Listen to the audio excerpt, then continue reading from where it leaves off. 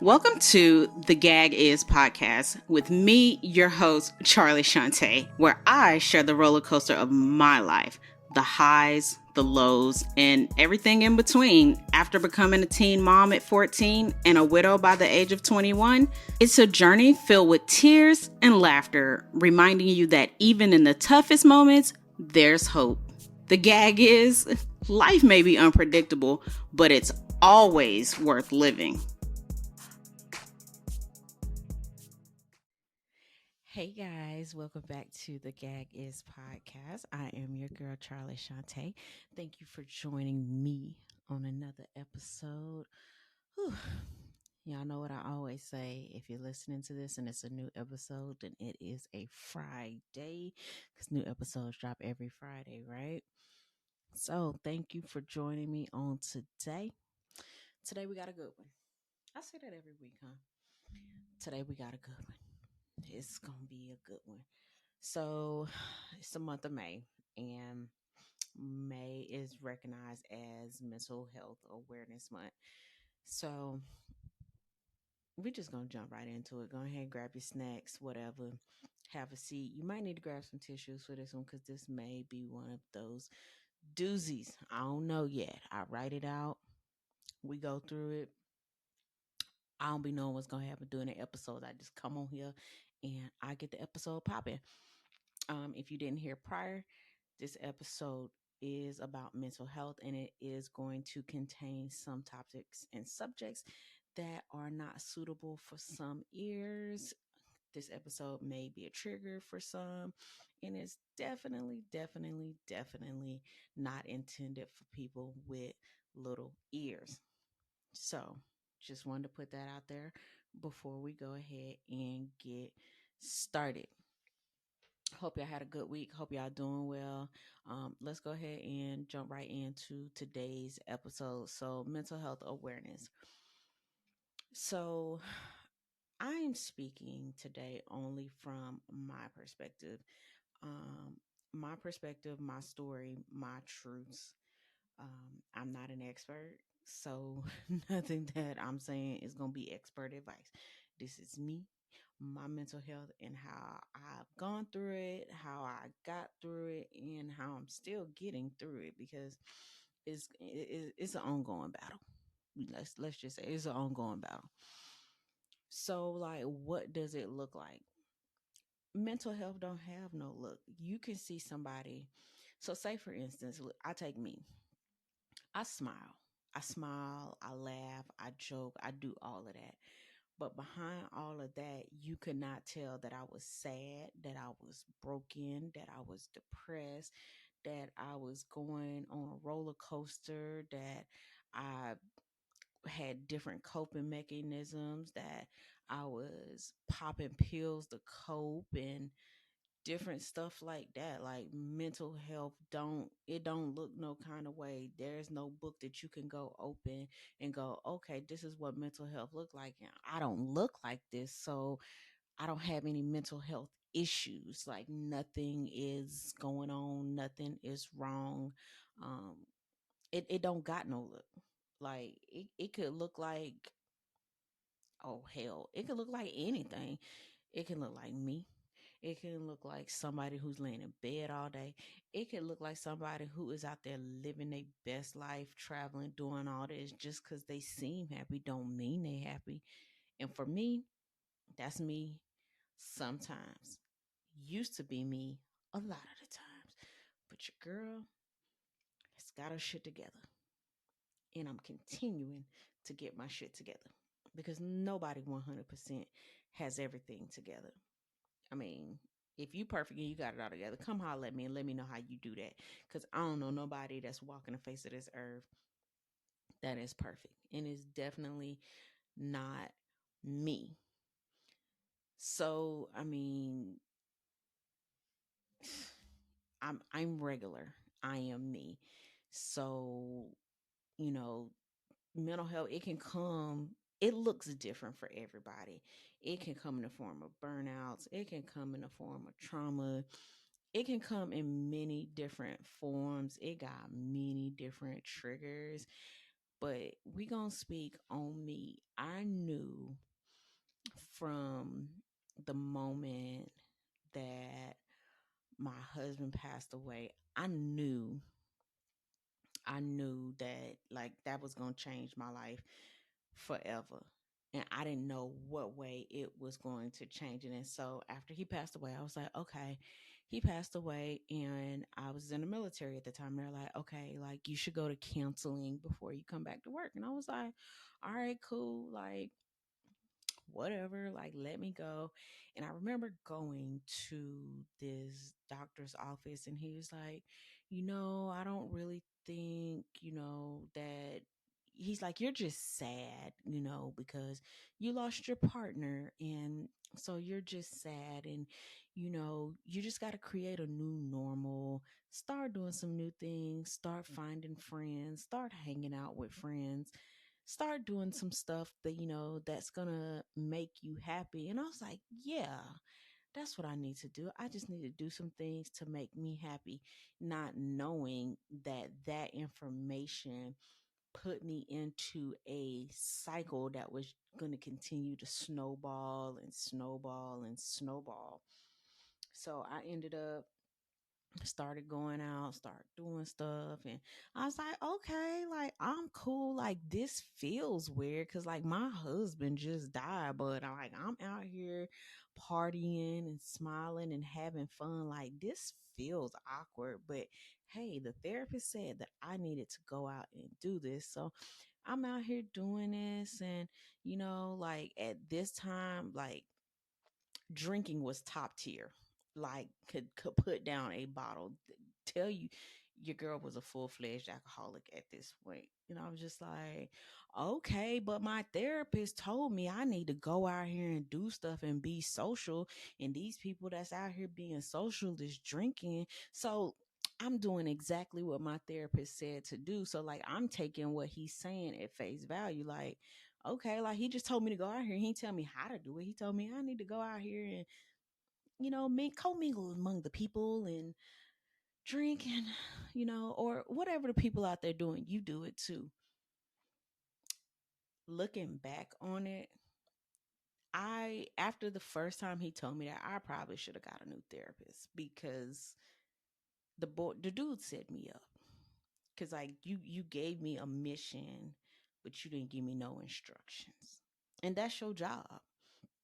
So, you know, I'm out here chilling, living my best life, you know, just chilling. And then, time goes on, drinking, smoking, and I'm like, all right, cool. So then new face comes along, and I'm like, all right, cool. Like, I'm so good. Like, I'm in a relationship. I'm about to have this new baby, and things are good. And I'm like, okay, like, all right, cool. Things is good. And I'm like, I'm starting to get a little sad, like missing the hubs. And by this time, 3 years had passed. And, I've been out here partying, living my best life, doing my thing in a relationship. And so I was like, all right. And so I'm like, things are feeling different, but it's okay. I just got to do what my therapist told me to do. I got to get back out here. I got to party. I got to have fun. I got to be among people. I got to, get back out here. I'm doing that. And I'm like, again, I'm getting that feeling like this don't feel right. But the therapist told me to do it. So I'm going to do it. But, I got a newborn baby. I got a 10-year old. Like I need to be at home being somebody mama, but I'm listening to my therapist and I'm like, I'm out here in these streets. And so one night I was out, and I think I want to say this was the night that I knew I didn't belong in the club no more. So I'm out at the club being among people, having fun. And we come out the club, a fight breaks out in the club. It comes outside. And so I'm drunk, I'm walking to the car, and I'm like, all right, cool. So I see my homeboy and I was like, oh, I'm finna go to the crib, whatever, whatever. And I don't know what the vicinity was to me. They started shooting in the parking lot, and I thought I was shot. I ain't gonna lie to you. I thought I was shot. And I fell out in the parking lot, y'all. Like the paramedics had to come and everything. And in that moment, I was like, this is not good for me. And it triggered me because the manner of death from my husband. So this gunshot triggered me. So I was like, all right. I was like, I don't belong in this club no more.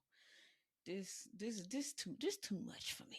Like my mind ain't good. Like I need to be in the house and I need to get this together. And so as time goes on, I can feel myself slipping and slipping and slipping. And I knew that I was still living in Texas, and I knew that I was going into a cycle that I probably wasn't going to be able to get out of. So I picked up and I moved to Florida. And I was like, all right, it's a fresh start. Like nobody knows me here.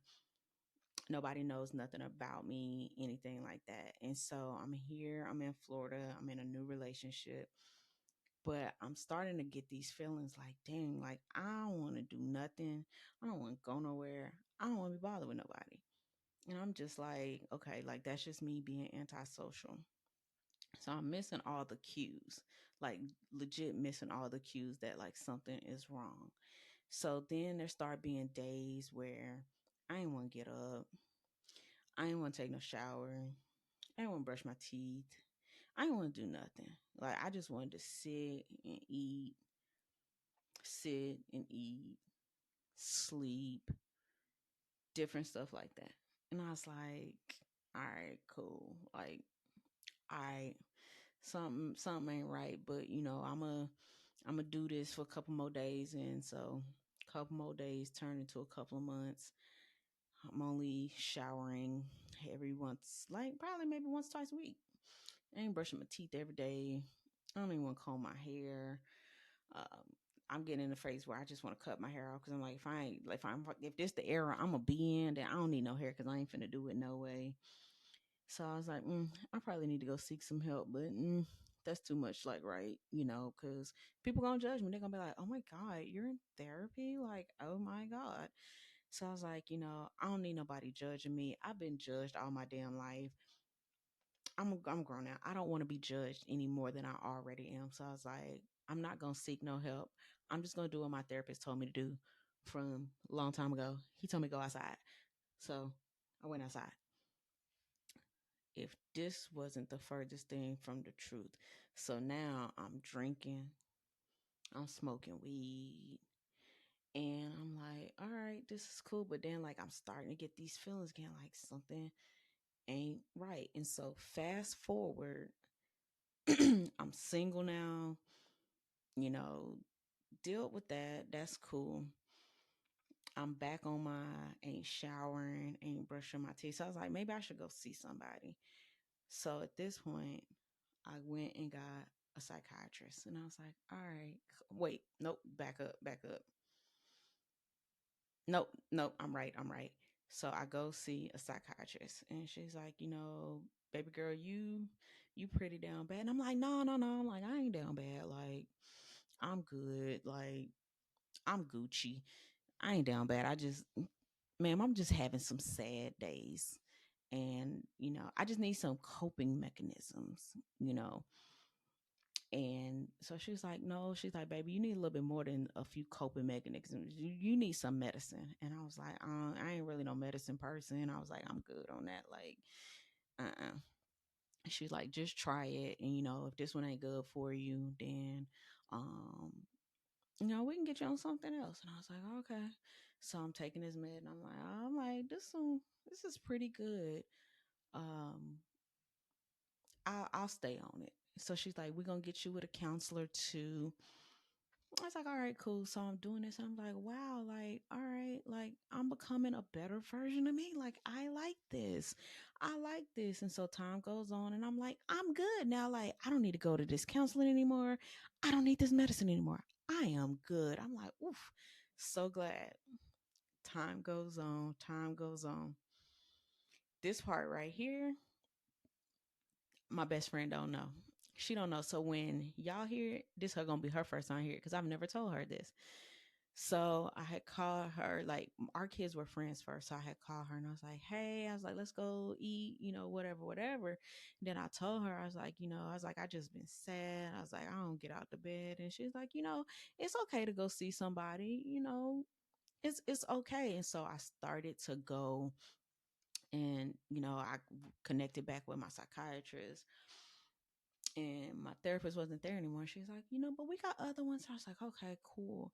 And I think that right there saved me because I was going back down a road and I had started putting on weight and relationship gone and it's just a whole bunch. And I tell that story and that timeline because sometimes we don't realize we going through something until we get out of it. And I feel like when I started therapy and I got that bad piece of advice, I carried that bad piece of advice so long that it's kind of like a yo-yo. And it started off with a little unwinding, a little bit, a little bit, a little bit to the point where I was all the way unwound. So at this time, at like the peak of my depression, at the peak of my PTSD, I was drinking, smoking weed, popping these pills that these people don't gave me. And I'm like, I am in heaven. I am living my best life, not knowing that I was the most broken person that I had ever been. Like ever. And like looking back out, and that was just like 6 years ago, like before COVID. And I was like, I was the most broken person ever, but you couldn't tell because I was out here laughing, I was smiling, and trying to be the best mom, but behind closed doors I was suffering, I was miserable. I was like, I don't understand, I don't know how long I can put on this facade because I'm out here, I wear makeup every day, I got weaves and wigs and everything. So one day in August, and I remember this distinctly, I said, I'm just gonna get bare and just rebuild myself. Cause I can't be born, I can be born again in Christ, but I can't like physically be born again. So I was like, what can I do? So I quit wearing makeup. I quit wearing weaves. I start wearing my natural hair because I was like, I got to get to know and I got to get to understand. I need to learn what makes me tick and I need to learn what makes me unhappy. And I'm like, this is going to be a long road. And I started doing that. And I was like, I'm starting to find myself a little bit more. And I'm like, okay, like this feels much healthier because I've gone back to therapy again and I've learned all these new tips and these tricks. And the number one thing that I learned is there's no right and there's no wrong. You'll have good days, you'll have bad days, you may backslide, it's okay because where you're not going to slide back to the beginning, you're going to slide back a little bit, but you can always build yourself back up because it's just like a sandcastle. You build a sandcastle, it may crumble a little bit, but since you have the foundation, you can always put it back together and make it stronger when you rebuild it. So I took that concept and then boom, COVID hits. And I'm like, oh my God, this is going to be terrible. And when I tell you, I thrived so much during COVID. I oftentimes, there's a movie, I think it's called Click.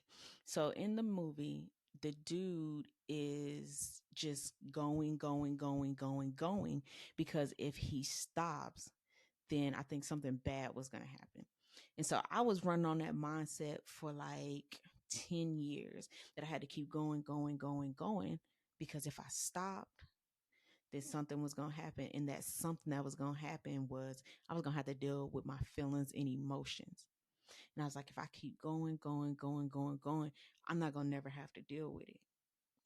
And then COVID hit and we was inside and I was like, oh, I, I, I can sleep for a couple of days. I can get myself back together. But then when we was on that 30-day lockdown, I was like, okay, this is getting serious. And I think COVID gave me the best perspective because I was inside and I couldn't run outside. I couldn't run to all these comforts and stuff. I still had my alcohol and I still had my weed, so I was good. And I still had my little pills. I was good. But I couldn't go outside. I couldn't do anything. So I had to sit and I had to deal with it.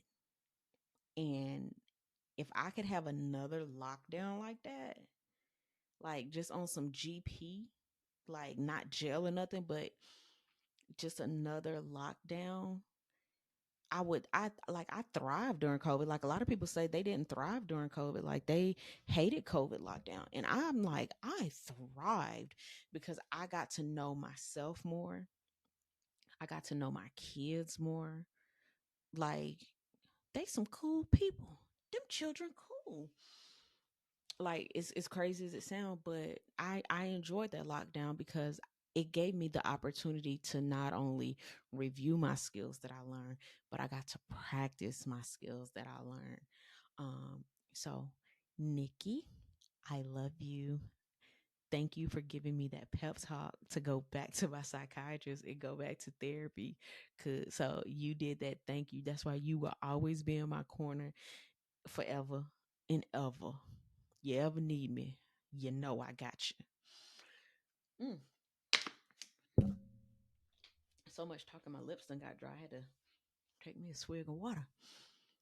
But that COVID lockdown, like it, when I tell you it helped me thrive, like I thrive so much. And like I said from that moment on, I wasn't gonna let myself get back to where I was.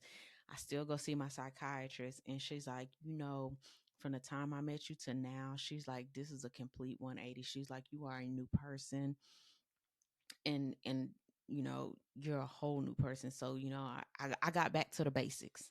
I got back to the basics. I don't drink, I don't smoke, I don't pop pills no more. Like I don't do none of that.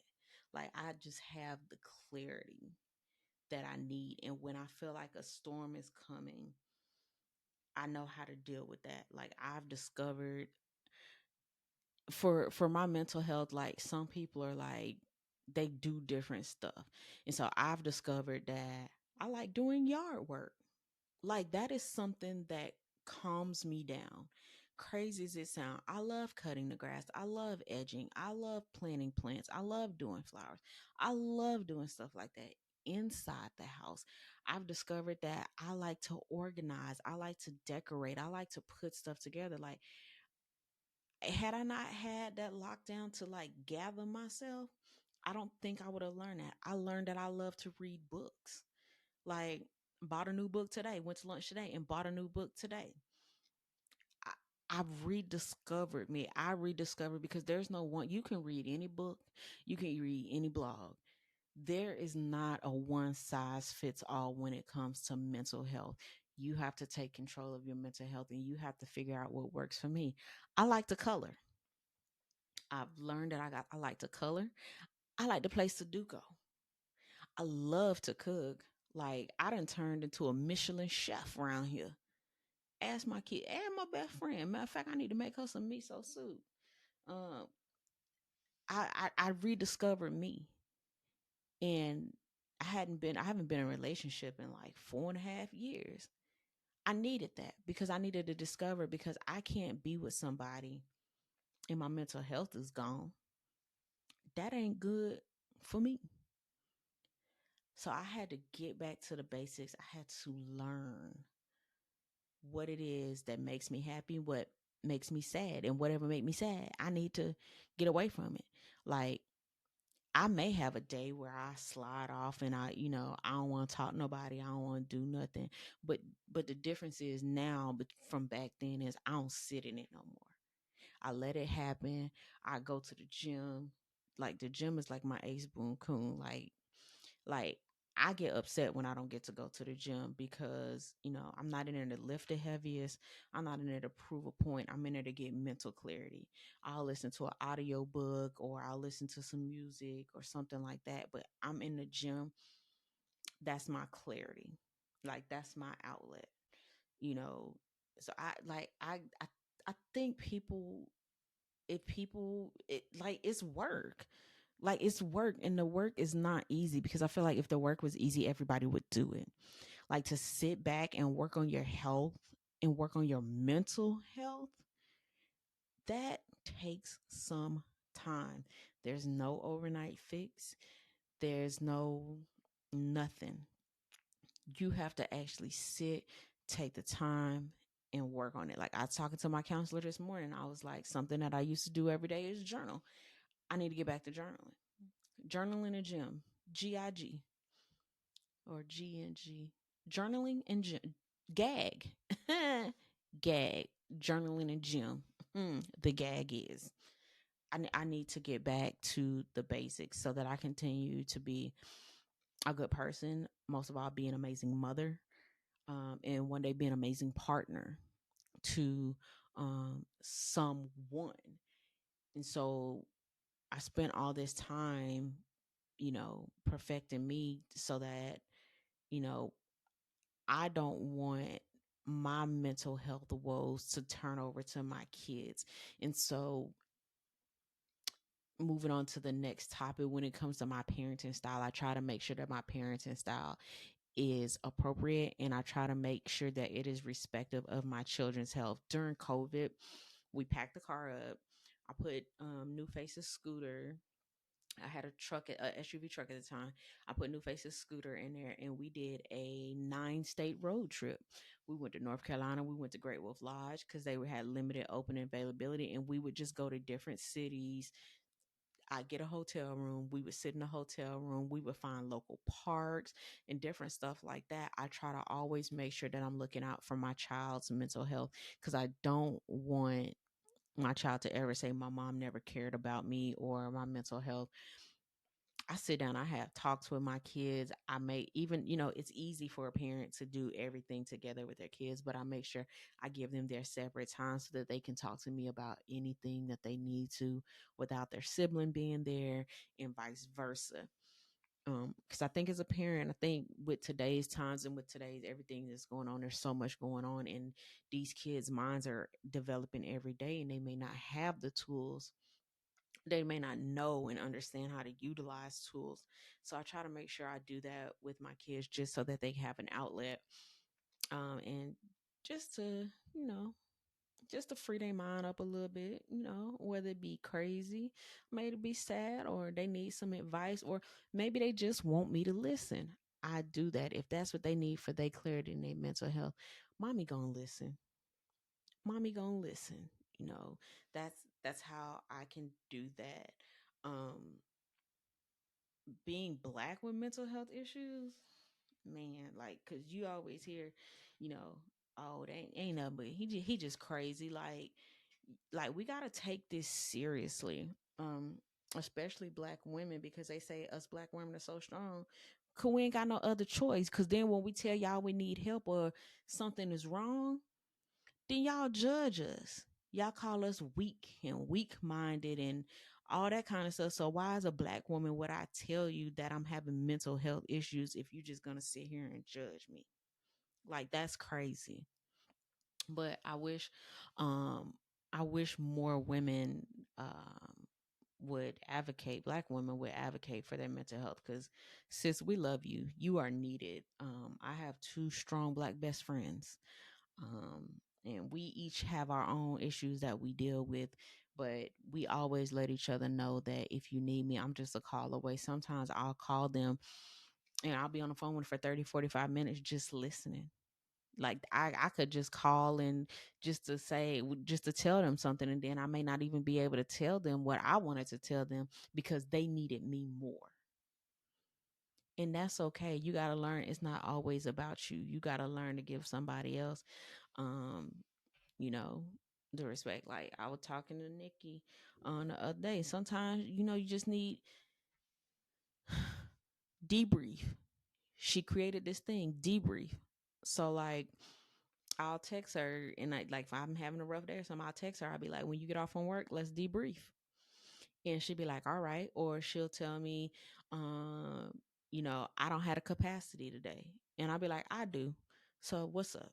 You know what I'm saying? Like sometimes you don't have a capacity, but to have a good support around you is something that is very needed. So I always advocate for having a good support system and having someone around you. And if you don't have no one around you, then there are resources and different things like that around for you to be able to talk to people, see a doctor, medication if needed. Again, I'm not a professional, just telling you like the things that I did and things that I went through, and some things that can help you deal as well. Who we. I debated on whether or not I was going to have a "you can't make this up." And I decided against it this week because I felt like this topic was so important and so influential, um, and so serious that I didn't feel it was appropriate to have a "you can't make this up" this week. Um, I joke a lot. Everybody knows me as the jokester. I've always said that I wanted to be a comedian, stand-up comedian, but I never jumped into that arena. Maybe one day I might try it at a little, what they call it, like the the when you go to the little the comedy clubs and you can get up there, like open mic night. There you go, open mic night. Um, and then um, I ain't gonna keep y'all long. We just gonna close this out um, with a song and a lyric of the week. I didn't really, put a lot of thought in it to this week. Because normally I can do an episode and I'll be like, oh yeah, like this song go real good with this episode. But I said I was going to do the episode and then let the song come to me during the episode. I'm like, by the end of the episode, I'll be done figured out what song I want to do. Um, so for this week, our song lyric of the week is Andrea Day, "Rise Up." Love, love, love that song. All right. So if you have not already, please make sure when you are listening to these episodes that you are downloading them. If you go to the Instagram page at the Gag Is Pod, there are instructions on how to make sure that you leave that download button on permanently on Apple or Spotify or wherever you listen. That way, every week you don't have to remember, oh, I got to go listen to the new episode, because guess what? It's already going to be there. It's already going to be downloaded. Make sure you checking the videos out on YouTube as well. Take a little time. If you got to clean or whatever, just throw the video on. You ain't even necessarily got to watch it. Just go ahead and listen to it or whatever. So follow us on Instagram, follow us on TikTok, follow us on YouTube. All right, y'all. Until next week, this is the Gag Is Podcast. I am your girl, Charlie Shante. Bye.